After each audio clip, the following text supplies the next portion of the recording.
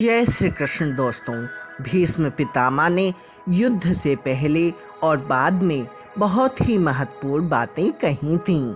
ऐसी कई बातें थीं जिसे उन्होंने धृतराष्ट्र, दुर्योधन, कृष्ण, अर्जुन और युधिष्ठिर से कहा था। बाणों की सया पर लेटे भीष्म ने युधिष्ठिर को संबोधित करते हुए कई बार उपदेश दिए थे। उनके उपदेशों में राजनीति, नीति, जीवन, धर्म की गूढ़ बातें होती थीं।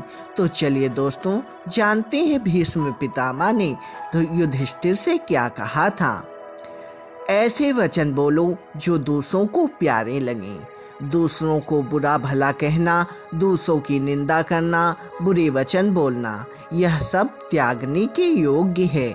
दूसरों का अपमान करना अहंकार और दम, यह अवगुण है।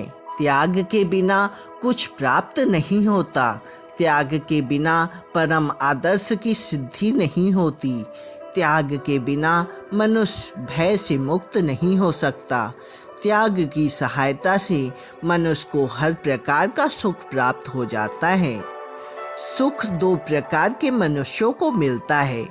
उनको जो सबसे अधिक मूर्ख हैं, दूसरे जिन्होंने बुद्धि की प्रकाश में तत्व को देख लिया है। जो लोग बीच में लटक रहे हैं वे दुखी ही रहते हैं।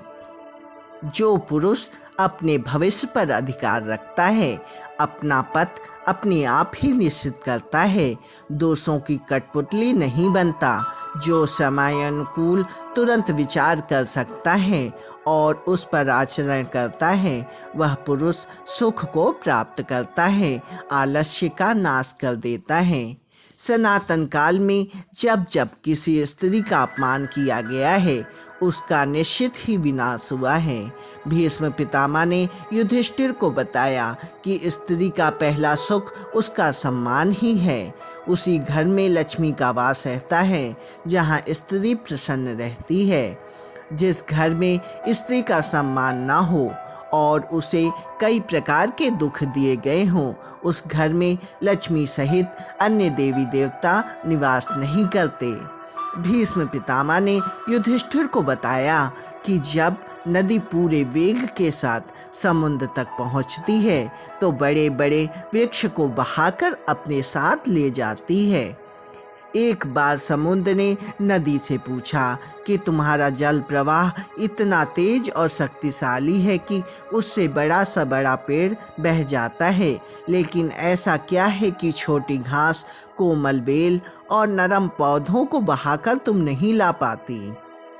नदी ने कहा कि जब मेरे जल का बहाव आता है तो बेल अपने आप झुक जाती हैं, किंतु पेड़ अपने कठोरता के कारण यह नहीं सह पाते, इसलिए मेरे प्रवाह के कारण उन्हें उखड़ना पड़ता है।